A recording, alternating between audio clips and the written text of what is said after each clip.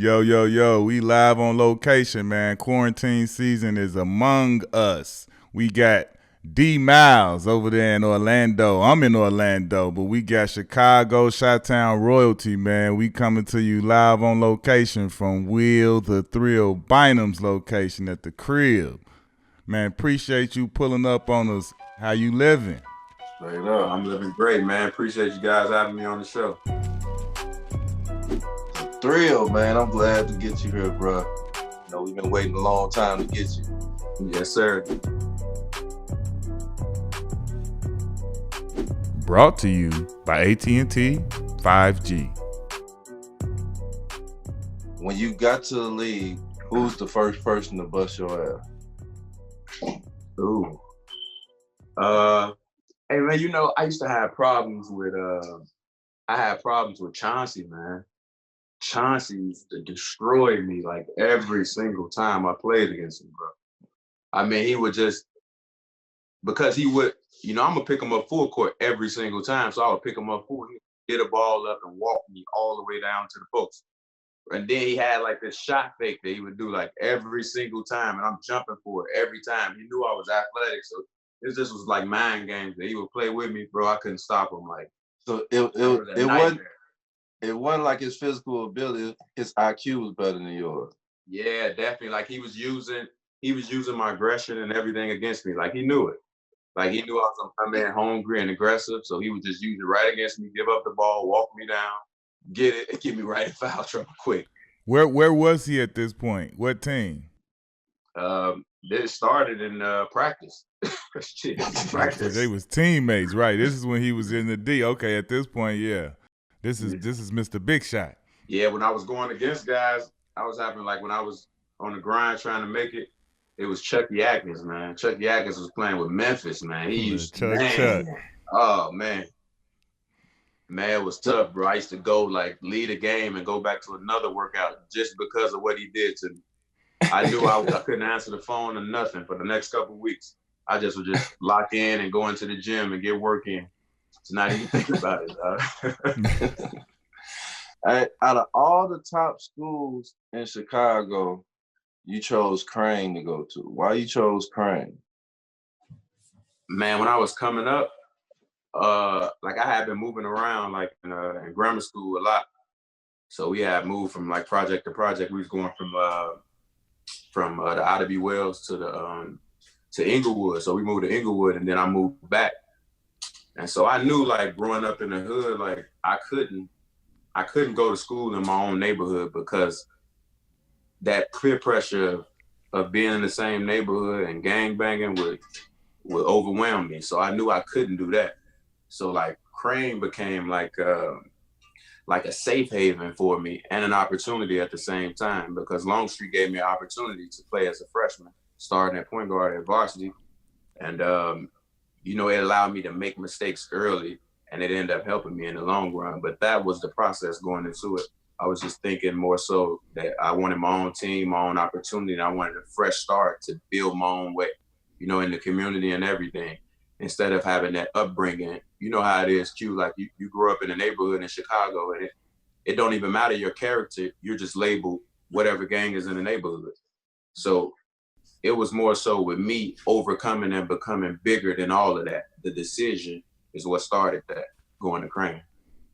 When you was in high school, there was a lot of star power around. Like a lot of guys who names was like big around. Was you going extra hard to try to prove yourself to be one of them names that everybody was like saying? I wasn't more so into what everybody else was doing. I was more so into my journey of what I was doing. I knew it had a lot of things to work on. Like, and I was just trying to master my inconsistencies. So if I was like, when I was coming up, like I didn't like running. I didn't like training. So I like, you know what I mean? I tricked my mind into loving it. You know what I mean? I heard all the stories about, you know, KG coming up and how he's running on the side of the expressway and all of this. So I just adapted. I adapted everything from everybody, you know, including you guys. Like every good information I heard, I adapted it and brought it to me. And I ain't really so much worried about what everybody else was doing, just so much the progress in myself.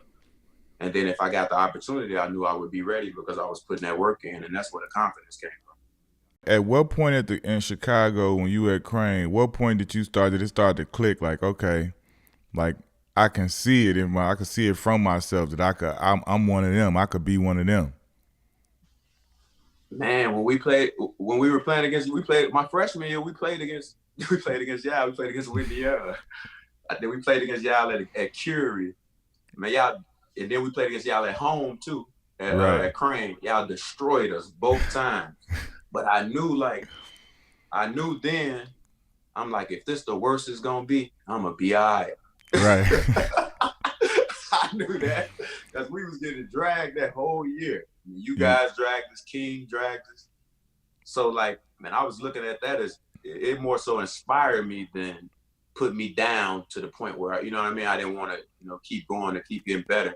It inspired me to get better and do more. I knew it was only 24 hours in a day. Most people gonna sleep, they gonna sleep 8 of them and 16 left. Now it's we're gonna put the work in between them 16 hours. And that was my whole mindset with everything, with life. And that's how I just translated over. You got a chance to play with TA in high school. Like, how was that? Like, how was you boys like to form that combination? Tony Allen. We originally met like probably like 4th or 5th grade. We was playing on like the top. They would take the top kids from the projects in Chicago, like take the top kids and travel to like New York and go to a tournament. So this one year we had a tournament in Manhattan College, and me and Tony went with a guy named Keith Sanders, who's CHA, and Gil Walker. So they took us out there, and the first day, man, I met Tony. We got into a fight. We were playing 32. And Tony was hand checking me. He was getting mad. I was getting by him. He was getting mad. We ended up getting into a fight. After that, we ended up being best friends. That boy forward. That's kind of how it started. But then Tony ended up going to Julian. So he was kind of in the streets. So he wasn't really playing no basketball. Him and Doctor was at the same school, but he wasn't playing. So like I ended up seeing him in the summer of my freshman and sophomore year, going to my sophomore year after I played against you guys. And I'm like, man, bro, where you playing at? He like, nah, I ain't playing nowhere. Like, I'm hustling. I'm like, oh, no. Bro, don't even worry about it. I'm going to move. Come on, we're going to get you right. We hollered at Keith, got him to transfer to Crane. Shit, I ended up moving in with him. Like, and we work out like every single day, get up in the mornings. And he had like Saturday school, weekend school, night school, just to get his credits back right. And man, he grinded like no other to get to change his grades all the way back to being able to graduate, you know what I mean, a little bit on time to be able to go to JUCO and fight his way up, man. This is a beautiful thing, especially, us coming from the ground surfaces together and me seeing that change. Yeah. Why Arizona? Like, why you choose Arizona when you came out? At that time frame, man, I was going from I had never played AAU. So like going into my senior year, George Raveling had reached out to my coach, Longstreet. Yeah, he reached out to Longstreet, and he was like, man, the kid need to be playing somewhere. I got a team for him because Illinois Warriors was loaded and Illinois Fire was loaded. So it wasn't, and it was nothing but guards over there. So it was like I end up in Racine, Wisconsin with Karan Butler old team with Bray Center. So I ended up playing with them that summer. I went up from like not being ranked to like top 30 in the country that year. And Arizona ended up coming on like a little bit later. And it was a dream come true for me. Like coming from the hood in Chicago to be able to go to Arizona, it was like, that was heaven for me.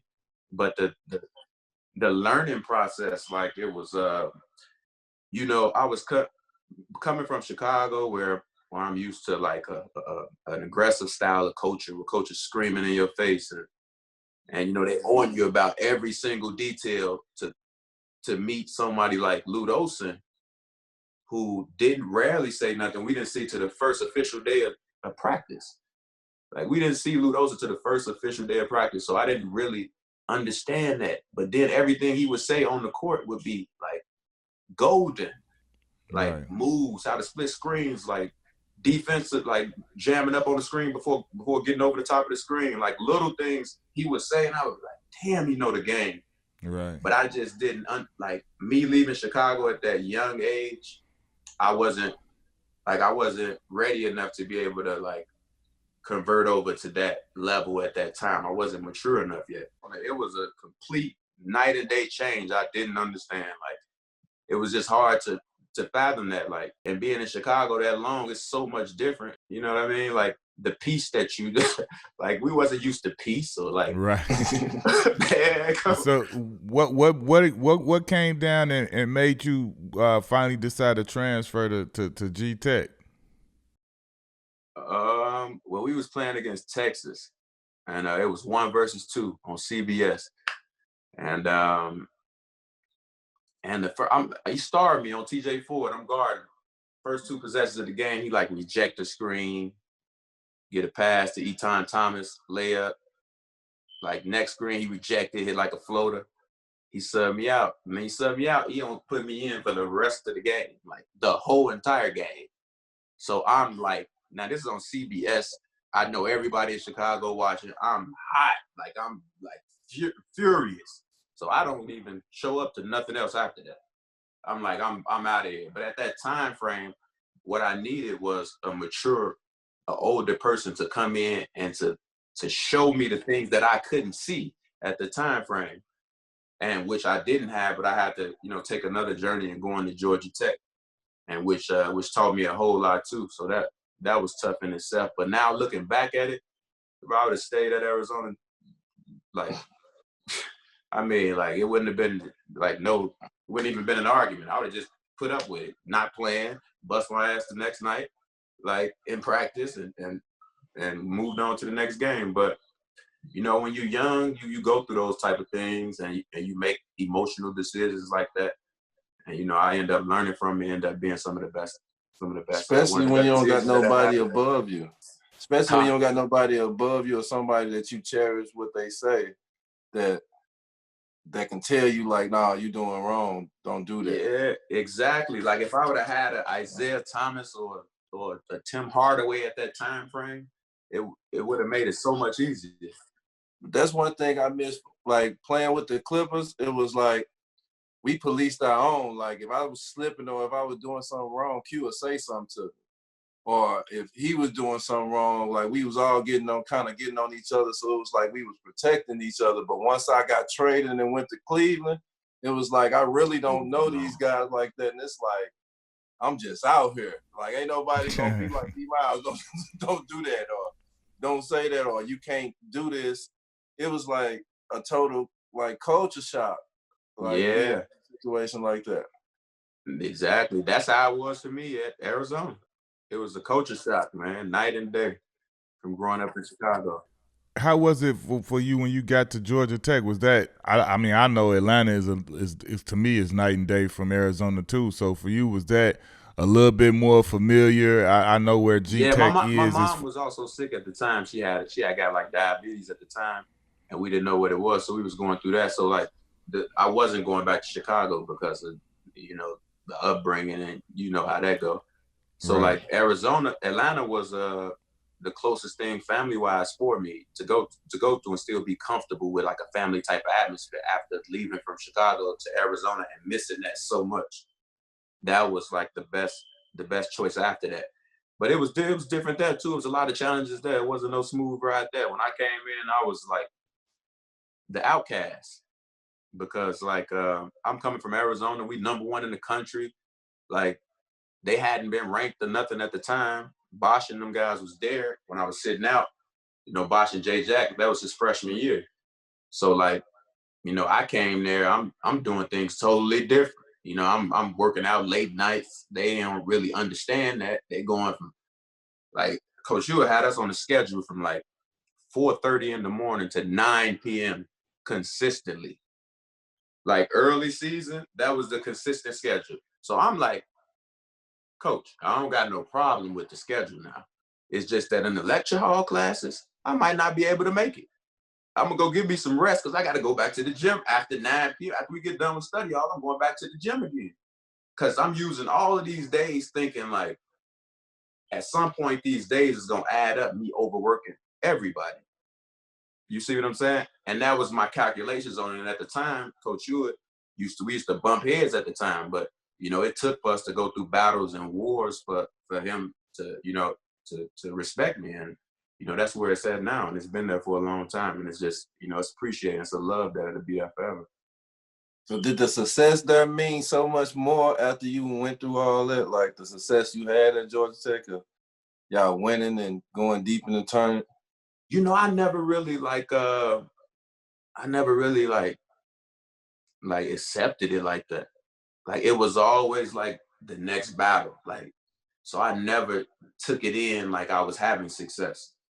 Like to me, it was always like I wasn't getting the most from myself. You know what I mean? That's how I felt personally. So it would just like inspire me to keep going into the gym. Keep getting better, keep studying the game. Like, I mean, it took this whole truth thing in basketball took me on the journey to like life and like, nutrition and, taking care of things that like, coming from Chicago, I wouldn't know or wouldn't be able to do. We was kind of stripped of that knowledge. So for me, man, it's been a beauty in playing the game and all the experiences that I had because it taught me, how to be a father, how to be a husband, how to be a man. How was it for you, like, after you go to G-Tech and then you go, you got to grind it out, you go undrafted, but you get, you latch on with the Warriors. How was that first run with you getting into the league for the first time? What was that experience like? Well, on draft day, for the draft, first for the during the summertime, the process, I worked out for every team. Like I worked out for 30 teams, and then I worked out with the Knicks 3 times.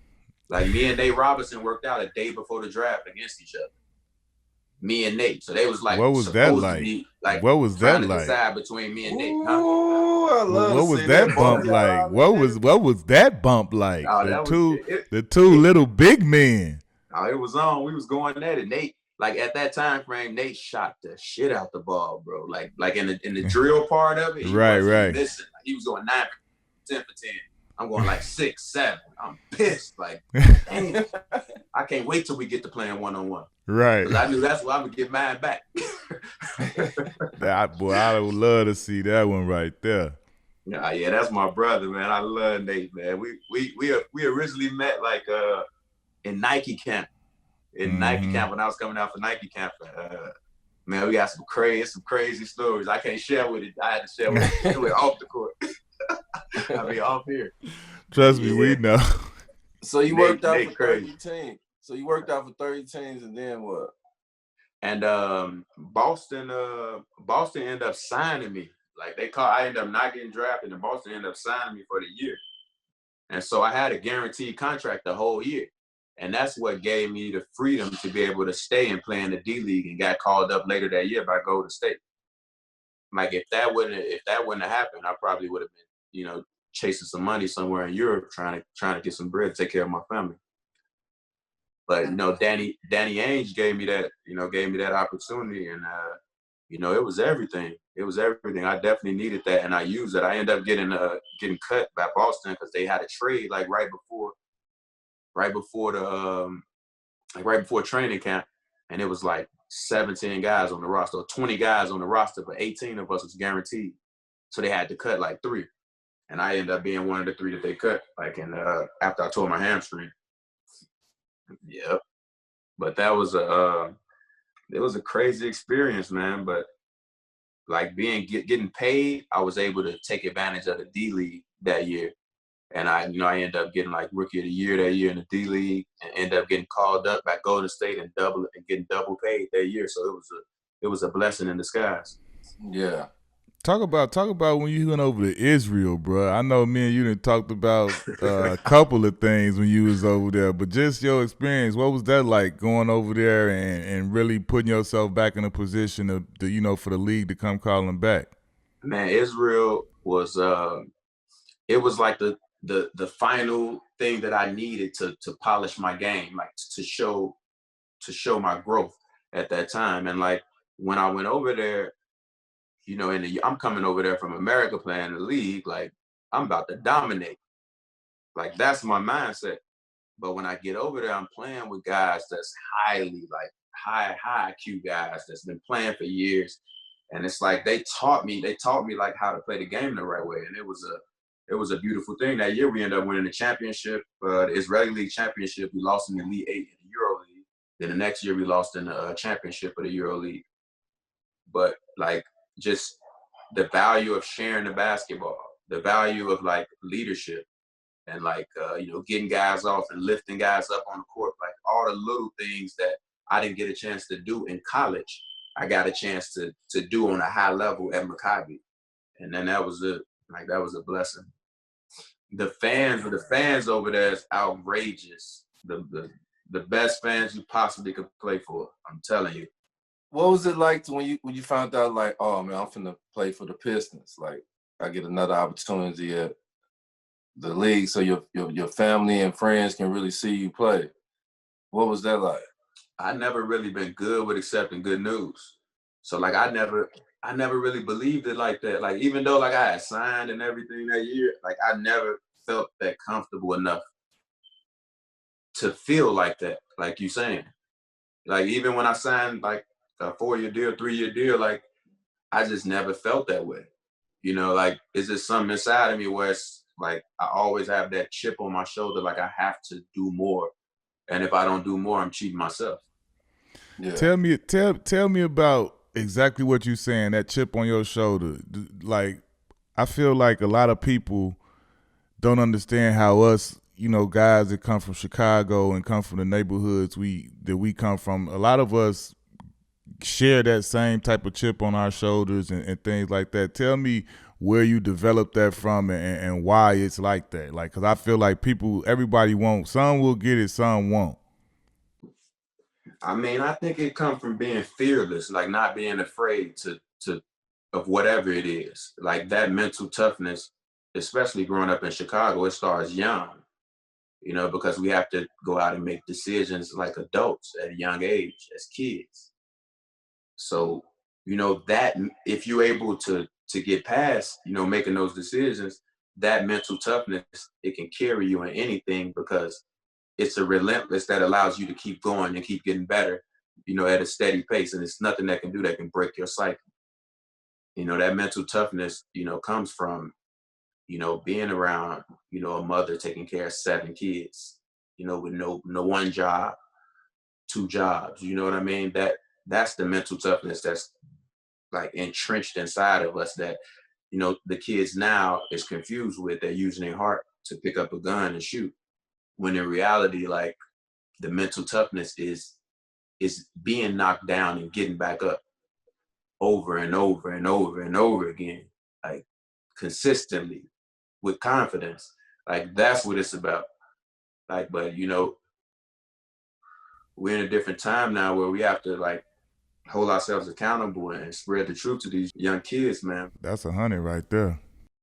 With you, it's never a time that you not getting it in the gym. Whether you overseas playing, whether you were playing in the Big 3, like I feel like you one of them dudes 24/7, 365. We could call Will and like, hey, we got a game, and like you gonna show up and peak, you know what I'm saying, shape, ready to go, looking like an action figure. You walking around with your little bag of Whole Food peanuts and stuff. I know you. I done seen you come in with the walnuts and stuff for this man a fool with it. Nutrition, action figure on the body, got water, got one of them $12 bottles of water with pH and all of this in it and that alkaline. And hey, the man a fool with it. But what I'm saying is like, when did you get to the point to like you go to your Instagram and you doing moves that are completely different, step backs, throwing the ball one way while going the other way, and like that type of stuff like that, and now you to the point to where I feel like you are, without even trying to be, just like one of the dopest personal trainers, period. But like, I don't know if you putting it out there like that, or you trying to do it, or you just do it with your family, your friends, and you just out there doing it. No, I've been doing it. Like I've been doing the pre-draft camp for like the last 3 years. I had a bunch of players that came through, but this year in particular, I got Killian Hayes that's coming from France. He's gonna be in the draft this year. I had him last year too. Like real good kid, like about 6'3", 6'4", lefty, young, 18 years old. Played a pick and roll, projected to be a lottery pick. I got him. He'll be up in Chicago, pretty soon. So I got him, and I'm working on him. Like those, like the creative part of development is like, that's who I am because I put so many hours into the game. Like, I'm like this is like everything to me. No matter what, even if it was no money involved, I would still be doing this because of the love. The love for the game. It's so much that the game has taught me. Like, I feel obligated to give back, all of the information that I've learned along the process of this. Like, I have to give it back. Like, and you've been seeing it, like through Kendrick Nunn and through other guys, Milton Doyle, Alfonso McKinney. Every kid that come through Chicago, I try to touch them in some kind of way, and I'm gonna tell them something positive, something good, something that they can take with them for the rest of their life, and that's everything. Like, to me, because like I didn't have that. Like, I didn't have that, and that's what I always wanted. So I would never not, at my own demise, I would never not be that person for them. I would take the hit first before I do that, because I know how bad and how rough it is to make it up out of here. And a lot of people just don't understand that. They talk about it, but they don't really understand it because they don't live here on a day-to-day basis. Tell me, how good do it feel to you to watch, D Rose, man, his whole everything, to go all the way up and then have his injuries and the trials and tribulations, but then to be where he is now. I like I said all the time, every time we see him playing and just being happy, like he's somebody that I always root for. Yeah, it's like that. It's like I think all of us kind of feel like that, pretty much like about him. And I'm just like, I got to be a part of that. You know what I'm saying? I got to be a part of helping him get to the point, to where he's at now. So like, it's a beautiful thing. Especially, like I would reach out to him when he was going through the, tough times, during them time frames. And then, I went out to LA with him and stayed with him over the summer out there, and we trained together the whole summer. So like, I didn't know that. That's dope. I did not know that. Yeah, that's my boy. So like, like during those time frames though, I'm giving away as much information as I can. Mm-hmm. You know what I'm saying? I'm getting like on every avenue. But for him, like I was looking at it, like I seen that he was going through the injury, so it's about getting skill level up. It's about getting your skill level up, mastering the pick and roll reads, knowing the different type of reads gonna come off, knowing which guy to hit, knowing the answers to whatever reads that was, being able to shoot off your right leg, like being able to take contact, make little mid-range shots off your right leg, like the little things, the in-between game. Like those are the things that you've seen his game take a major increase in. Before, It was a lot of athleticism and angles and speed. Yeah. Now it's more so skill. He's getting the spots, he's beating you the spots. And like me and my brother, who's assistant coach at DePaul, he be working with D Rose, too, like personal training. Matter of fact, he's down there in Detroit now, working with him. So like me having conversations with him and telling him, the things that I think when he asks me about it, like it's everything. And just having to being able to be a part of that and see him, show that shit, who we are. Like who we are is that, like, you doubt us and you knock us down and we constantly keep getting back up. Who we are is knuckleheads. They doubt y'all, you come back. You see, it's the same thing. It's the same formula. We all doing it. You know what I mean? They knock you down, you get right back up again. And that's like the best podcast out there. You see what I'm saying? It's the same, but if you don't have the fearless approach to do it, to try it, it'll never happen. That's why I say they don't know when you gotta take 2-3 buses through the other neighborhoods to get to your school. Somebody like me, I'm going from the hundreds all the way to the west side, taking a metro, then getting on CTA, then getting off and walking across. You know what I'm saying? And all the while you going through all type of different gang neighborhoods, all of that, and you gotta do this every day. Get up, wash and repeat, and then when we go hoop, you know what I'm saying? We get good at basketball. Now they got to see if you tough. You know what I'm saying? Like, as soon as you get good, the first thing, now I'm going to lay his ass down, see if he get back up and come back. And then you got, that's why I'm saying, bro, like, that's what make me so proud and happy when I look at D-Rose. Because just like you said, he will all, it's within all of us. We got, like you said, that chip on your shoulder. You look at TA, you look at all of the dudes that whatever the circumstance, man was out there hustling, slanging. You came in, he got his grades right, was able to graduate, go to JUCO, OK State. Now you in the league. Now you about to get your jersey retired in Memphis. Legendary. Like, you know what I'm saying? No Nothing McDonald's, no none of that. But I'm a walking example that hey, you still straight. It ain't over. Absolutely. The homie Kendrick Nunn. Just talk about like how proud are you of him and the season that he was having this year. Man, bro, like the thing is, like I seen this in him like 3 years ago. Like I seen it and I would be telling him.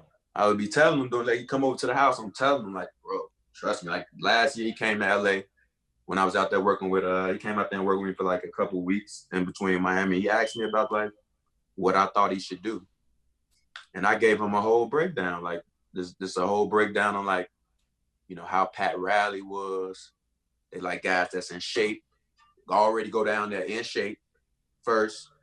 How you gonna gain your respect is from your work. So be the first one there, the last one to leave every single day. And guess who's gonna be the first person that come to you? Jimmy, because that's who Jimmy is. So I'm telling them all of this like early. You see what I'm saying? And it kind of prepare him, you know, into the situation and he's a little bit more comfortable. So you're able, like, this is everything. Like, I've been through that process before. So me, like, you nervous and you feel anxious and all of these. So to be able to get some solid information that you can use and apply, you know what I mean? It's everything. And for me to see him use it and apply it and then like be performing the way he's performing, bro, it's like, it's why I sleep well at night. Yeah, he a solid kid, man. He actually literally from my neighborhood, man. Right in the hundreds, 3-4 blocks. Like I'm from 115th and Parnell. He from like I want to say he said like 118th and like maybe Eggleston or Stewart or one of them joints. And it's like that's 4 blocks west and 3 blocks up. You know what I'm saying? Like he literally from the hundreds right in my area. It was like I was crazy because like my assistant coach Cyrus had connected me with him and his dad. Is tight. They went to Simeon together and. So I've been hollering at him a couple times right before he got down to Miami. So I had told him some of them same things you did, like, bro, just go hard. I say, put your head down and work. I say that's everything after that you could get better with, but just if you put your head down and work, you straight in. And every time I talk to them, you know, I got a great relationship with Spo. Malik Allen over there, my old teammate. I still talk to Chris Quinn. We play together, Coach Octavio.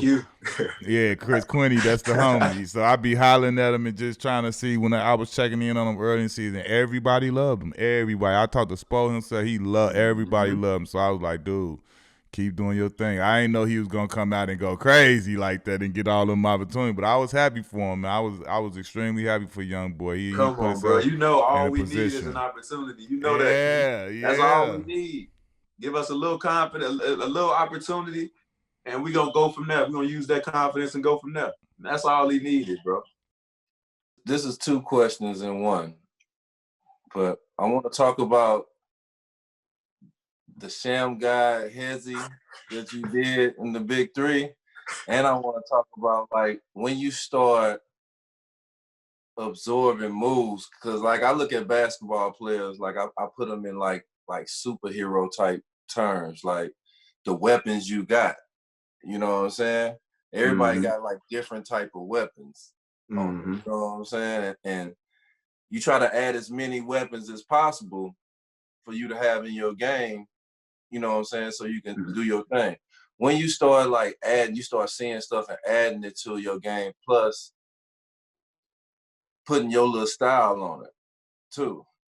It started when we went to Manhattan College, me and Tony. When me and Tony Allen went to Manhattan College with CHA Housing Authority out of Chicago, we played against Andre Barrett and Omar Cook at the time. I was the youngest person on the Chicago team though. And they were a little bit older than me. But I had seen them guys. So I'm at the time, I'm in like 6th grade.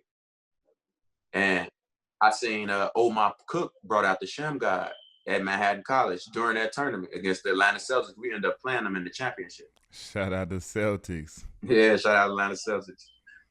Definitely. And that's when I had first seen it. So then I'm like, oh, now can't no guard in Chicago touch me. I'm knowing that in my head. Like, oh, okay, I'm going to go back home and I'm going to work on this and I'm going to do it on all the guards that they talk about good.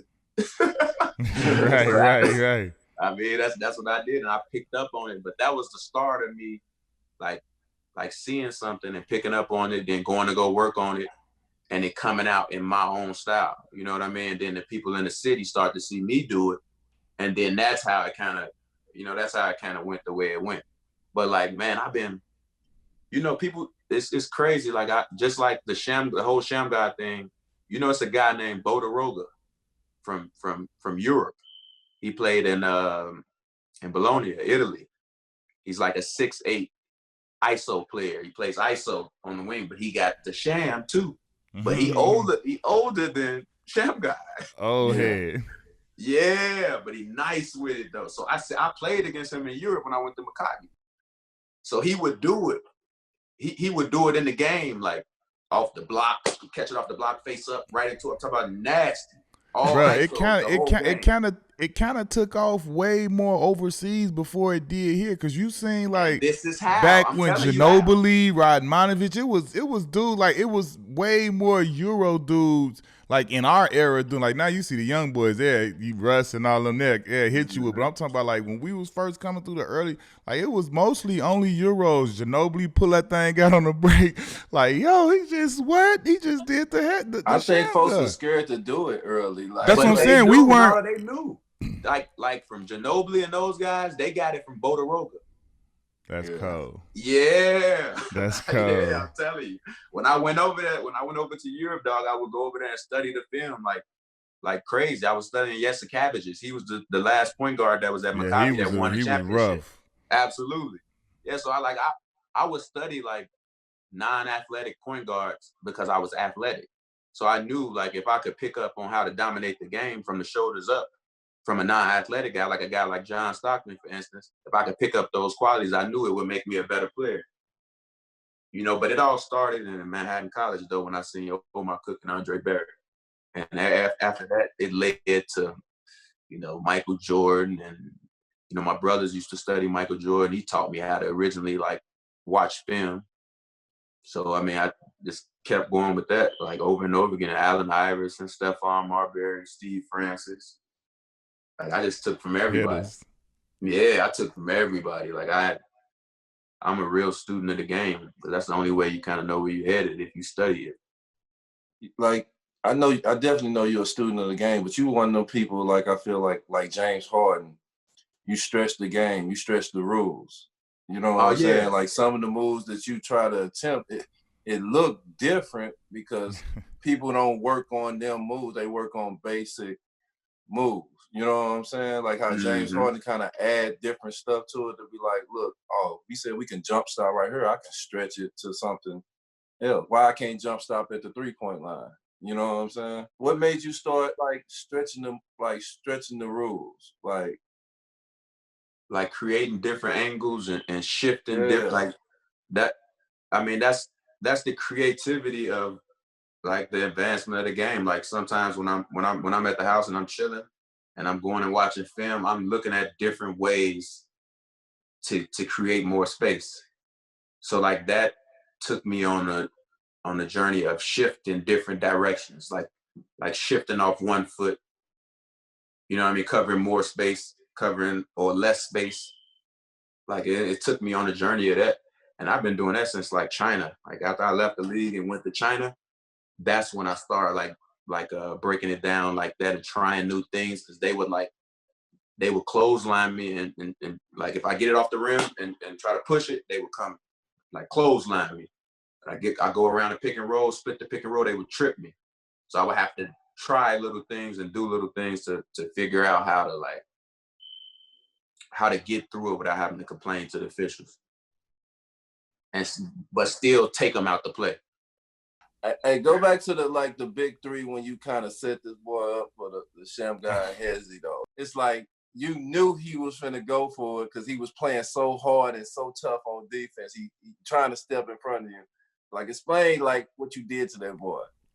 I mean, I knew he like Mike Taylor thirsty, hungry. He from the Midwest, so I knew he was gonna be aggressive. He was hyped beforehand, so I knew. Yes, he is. Like I'm talking about the man was hyped before the game. Before the game, he's screaming to the top of his lungs in the locker room, top of his lungs. He be me, Q, man. I don't like that type of shit. Like it's just like it make me. I don't know, man. It's just some Chicago shit in me. It make me get into battle mode. I get into battle mode with shit like that when I see stuff like that. So like, man, I knew that he would be ultra aggressive, man. I knew when I threw it out there, I knew he'd go for thinking I was gonna Shammgod. I knew it. Like I just knew it from just playing so much, dog. You know how it is. Like how you know on the pick and roll, sometimes you can just feel when the person's they're gonna jump out and try to attack the pick and roll and you split them. It's just I was jumping reaction. up and down. I was like, yo, that was crazy. I had to grab the remote, rewind right away. Like, oh my God, Nate on the baseline running around. Y'all done clap foul. I'm like, oh my God, this is nasty right now. Because he tried to fall and tried to get up and hustle. I'm like, oh no. He took that bitch out quick and tried to come right back. Yeah, he came right back though, Mike Taylor, dog. Yeah. Mike, he definitely a dog, bro. I'm telling you, like, bro, when we played them, same thing you said. You know, they doing all that screaming. We the defending champs right now, right? You know, we got all like Catino, we real OGs. I'm sitting here looking at him like you said, he over there on a million. This man bouncing off the walls, he's screaming, he running, he won't stop moving. I'm looking at him like, bruh's over there tripping. Now, you know me, G. I'm sitting there like, so then I'm just chilling. I'm like, whatever. Then he took it too far. Right before we about to kick it off, he done came and ran over and gonna stand all in front of our blood bench in our area doing all this. Man, now you do it too, man. I done stood up. I walked over there. I say, man, no, don't. And he like, oh, no, it's God. I said, I had to figure out he was cool and all that. I left him alone, but I was about to jump on his ass like, come on, bro. I say, man, don't come back over here to our huddle no more, bro. I say, you do what you doing over here. You come back over here, it's gonna be some problems, all right? Yeah, it's the same thing happened with Frank Nitty too. He ain't really know what he was in for. It was kind of the same thing. You know, they kind of see my career and they kind of think like, you know, he just all right.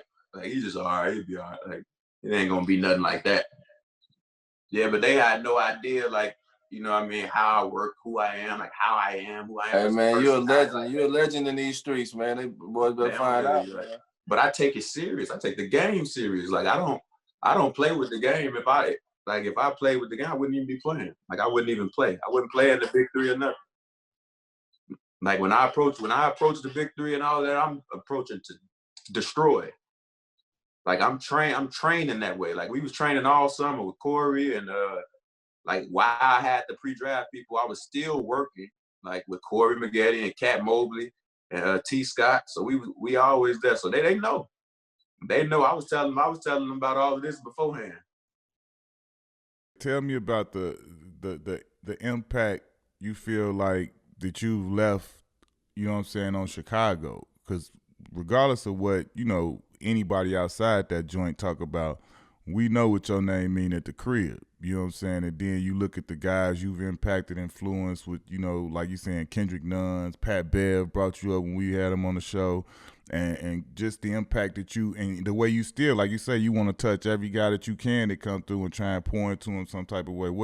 How do you feel about the way you able to impact and the way the guys receive you? I don't really feel it, bro. I don't really feel it because I don't do it for that. You know, like I don't, you know, I see so much of the need of opportunity and the need of guidance and the need of certain things that like I don't have time to think of it like I'm doing something good because it's so much needed. You know what I mean? Mm-hmm. It's so much needed. So it's more so an obligation like a life obligation for me more so than anything. Like, well, let me give you a little sidebar and another part of that life obligation, because I'm gonna tell you the truth. You need to put yourself in an obligation to acknowledge that sometimes, because you know what I'm saying, you doing solid things for a lot of people, and I feel you. I feel the way you wired and all that, but sometimes you got to stop and not to celebrate yourself or go too crazy, but you know what I'm saying. Feel what you did, acknowledge what you did. I mean, we in the world, Q, we in the world full of that, you know, like they taking That's it. why I ain't telling you to do. I ain't like, telling you to do it like that. I'm telling you to do it the right way. You know how the real ones know how to sit there and enjoy. They did, you know what I'm saying? Acknowledge they did. So I ain't talking about no gloating and all. I'm talking about, you know, you humble, bro. It ain't in you to do it the wrong way. Everything you saying, you ain't built that way. You ain't wired that way to be arrogant with it or whatever. So that's why people like you, more so than anybody else, deserve to take them little moments here and there and feel good about it. Cause you gonna get right back to it. You looking for the next battle right away anyway. You feel me? You ain't waiting. You ain't like dwelling in there. You on the next thing anyway. So that's why people like you, more so than others, need to do that. Yeah, it's a reason. It's a reason we want you on the show. We wanted to let you speak, and you know what I'm saying. You don't get that many opportunities to like talk, and we wanted to use our platform to really show like you a legend. You a legend. I definitely appreciate it too, bro. Like you worked hard to earn everything you get, and you need to know that. Like real ones know. We know the work you put in. Like we know what you did for your name to be rang in the street. Some of the best ballers will say Will Bynum name. Out of all the people name they can name in the NBA, some of the best ballers be like, Will Bynum was that dude, and they fucking right. He was that man. Like you worked hard to earn that, and like shit, you need to know. And this is the reason that we got you on the show, cause shit, you that dude, bro. Yeah, and you worked hard to be that dude, man. And just also, cause you ain't had the Hall of Fame career, or you ain't get drafted #1, or make an All-Star. I ain't make an All-Star game. I ain't get you know what I'm saying? I ain't made no Hall of Fame, but shit, I know I did something. You know like what I'm saying? And I got a lot of knowledge to give to people. So fucking right, we gonna praise you. That's what this show about, to show the culture. It ain't all about just the names, but it's about the culture, and you one of them, bro. Man, I definitely appreciate it, bro.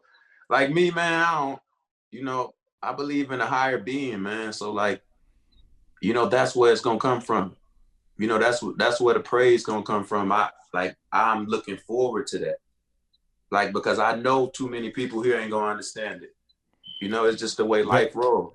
But that's why I say, you know what I'm saying, it was a must for us to have you on, because I'm not tripping. I get it. It's gonna be people who don't understand, always. But for me, I love the fact, like D said, we use our platform for this, to use people like you. You an example, bro. You wasn't drafted. You wasn't this. You wasn't that. You still was there though. Never let it stop you. You know what I'm saying? You whether you had to go overseas, you had to do this. Like, you a walking example so you know how it is. Just like you said, it's needed for people. That's why we need to have you on this show, so the kids at the crib can see that I ain't gotta be, it's not no knock against nobody. It's great to be #1 and the #1 pick and all that, but guess what? Everybody can't be #1. Everybody don't fall out the womb just oozing talent, oozing skill. But that don't mean it's over for you. No. Like, this is proof. This is proof. You transfer. And it ain't just playing. It's not just playing the game. Q, you could tell them how many ball boys have you seen as general managers now? Man, getting it in. Come on. Made their way all the way up. And if they can do it, and we can do it with the resume that we have and all the basketball knowledge we've been through, it's just applying it and having the right mentality and approach to it. That's all it is. Like, man, like you say, make it pro again.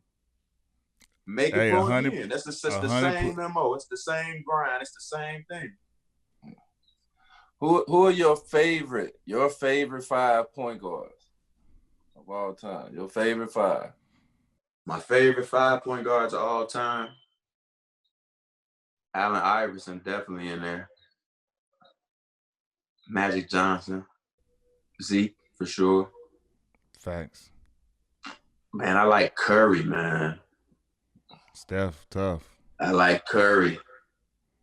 But I'm gonna explain to you why I say that though. And the fifth would probably be CP. I rock with CP. All time. CP was a boy. Curry, man. Curry don't get enough credit, man. Curry changed the game. Literally. A lot of people like to hate on him, man. I don't know why. Man, you can't. That's a bad boy right there, man. And he put in the work. Killer. And he put in the work though. Like he didn't got stronger in everything. Go back and watch him from Davidson and watch them summers where he was in them summers. Because I'm a workout guy. Like, so I be seeing all of that during the time frame. But if you go back, like you see how he got to the point to where he got to. Like you could see it. You know, but a lot of the kids, they just overnight start shooting like that. It never works that way. You know, once they see something like now, you know how we was like, you know, we was trying to get the VCR tapes of any game. I'm saying VCR tapes, man. I tell you how old I am. But you was trying to get them VCR tapes of any game, them and1 mixtapes, like anything that you can see and you can take it. But now they got YouTube. So when they seeing a 360 between the legs dunk, they like, oh, that's possible to do. I can do that. Forget YouTube. Like YouTube, they got that, but bro, it's apps. Junior NBA, home court, they got apps where they'll sit in front of you, show you move for move, show you how to do it, then you go do it. Like, bro, it'll be OD. Yeah, like, you know how we would have been when we was coming up, bro? That's what I'm saying. It would have been so OD. How much better the basketball players gonna be. Yeah. Like it's gonna be unreal at some point. They might have to raise the rim. Hey, you remember when TA used to be a bucket getter and he used to dunk and all that stuff, and now he was straight to Yeah. I remember when TA used to get buckets. Hey, don't nobody act like they don't remember that though, bro. They act like he's just some defensive player. The man was scoring the whole time. He didn't like playing defense at first. Straight up. That was Doc. Doc put him on game. When Doc put him on game, he put me on game. I put Pat on game. Just keep on passing it down. Word up. Straight up. For real. That defense is the formula though, man, especially for these city kids. These city kids, you got the toughness, you got the heart already. You better, like, they got all of these people who want to look cute. They want to score these points and do these crossovers and moves. Set yourself up to be one of the guys that stop all of that. That's why I like the kids that want to do both. I want to score all the points and lock up everybody, and that's how Absolutely. I was. I mean, that's the game though. Like that's the game. Like back then, you had to do both. Yeah. My kid's gonna not be able to play shoot offense on certain hours of the day or something. Like, listen, you got to look. I don't know how I'm gonna get this Chicago shit in them, but I got to do it something. I know it's DNA, but hey, listen. They gonna get some of it. We need them to have it. I gotta take them to the courts a couple summers in a row. Like, hey man, go ahead, just drop them out, leave them there for me. Like, don't worry about it. Uncle D gonna put them bowls on them. Uncle D gonna put them bowls on them. It's already in them. They gonna be straight. They got y'all already there. Trust me. Before we get out of here, I can't do that without asking. Tell me about your nephew, bro. I be seeing the clips. We got a young monster coming through. I see he getting like he right up under the wing. Didn't you just come from working him out right before you came here, right? Yeah. My nephew, my Bynum go to Simeon. They won city Powerhouse, Chi-Town Powerhouse. Yeah. Okay. He got like two city championships already. He's a junior, about to be a senior next year. Be his last year. He committed to DePaul.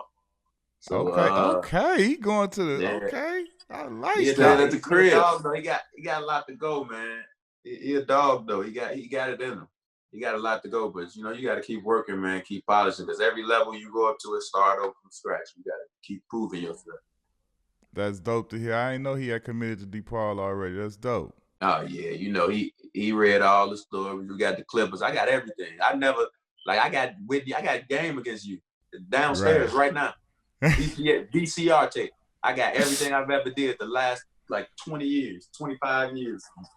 That's amazing. Because I studied the game like that. So every workout I was doing back then, I would come back and watch the footwork on it to see if my shot was the same every time. I was trying to like Man, Bro, you gotta go ahead and put that footage to use and put you out of tape, bro. You gotta put you out of workout tape, bro. How you on like them better basketball joints at late night on NBA TV? You know what I'm saying? Be playing. Get your handles like Will the Thrill Bynum.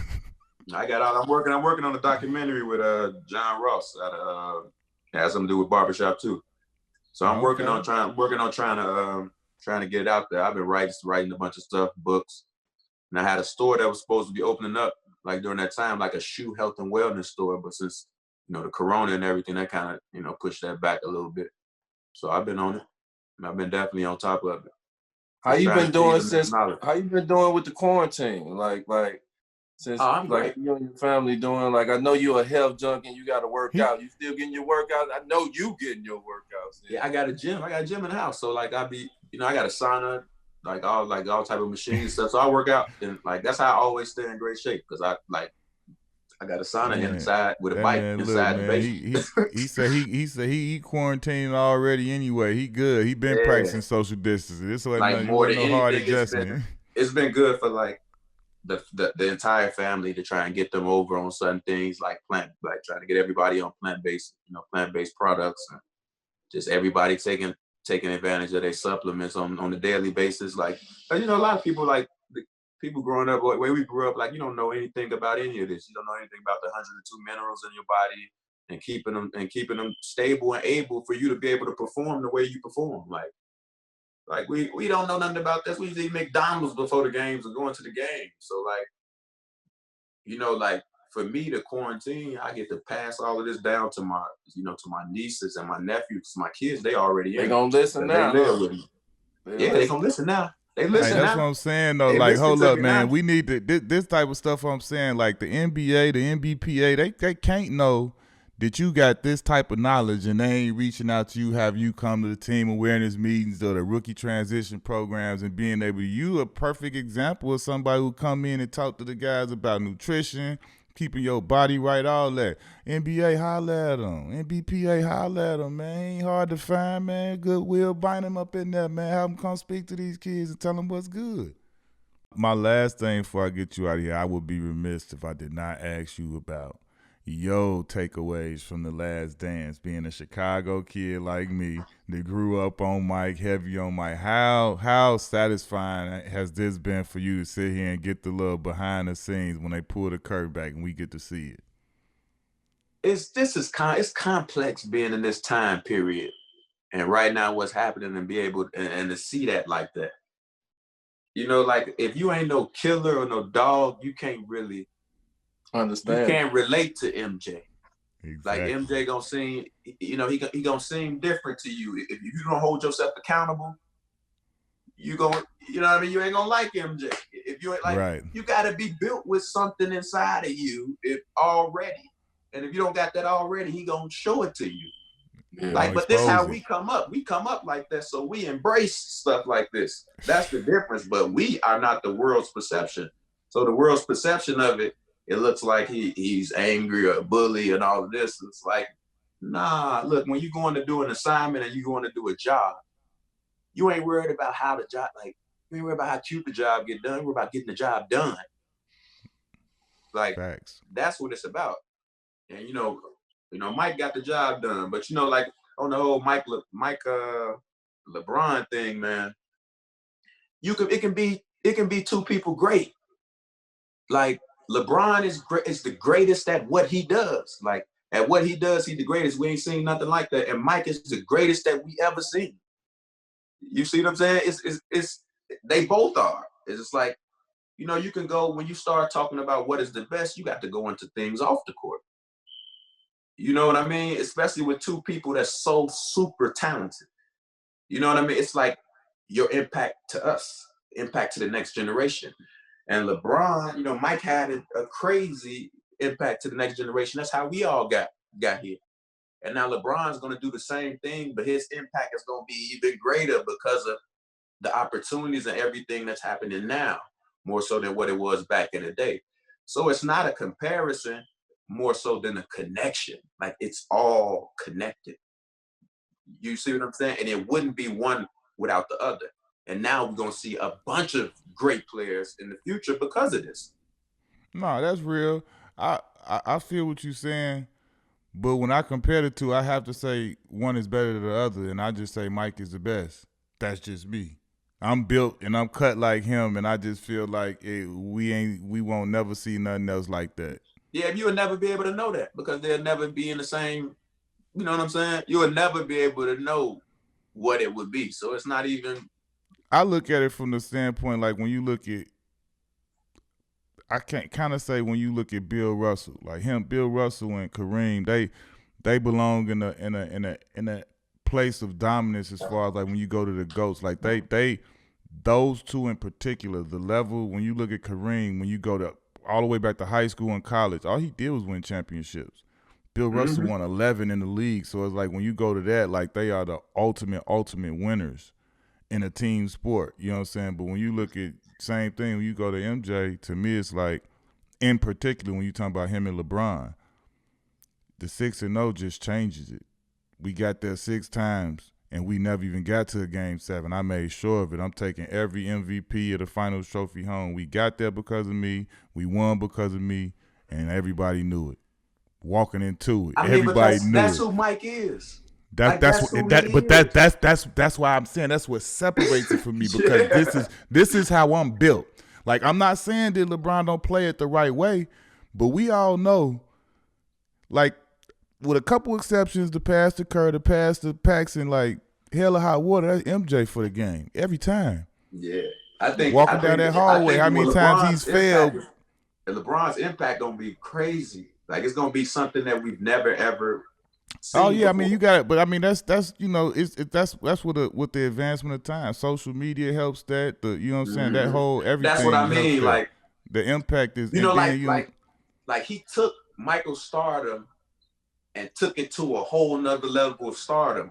The way he's handling himself as a black man. That right there, like, it's never been anybody from 16, 17 years old when he was on that Sports Illustrated cover as a chosen one who's had this much expectations and who has been this flawless with their execution. The worst thing we could say about him is the decision. That ain't nothing illegal. That ain't nothing. You ain't getting no real trouble. That's just an opinionated situation. Like, if that's the worst, like the dude has been flawless when it comes to that. And anybody say different, you hating. And so that's look what he did to his people around him, man. Straight up. Big boy bossed him up. Big boy. All right, man. That's a wrap, man. I appreciate you, bro. We got Chi-Town royalty in the building. My main man, Will the Thrill Bynum, bro. We appreciate you coming through, man. People need to tune in and check it out. This is legendary right here. Chi-Town. Man, I definitely appreciate you, man. Thanks for having me on here too, bro. You know it's all love, always will be. Yes, sir. 100.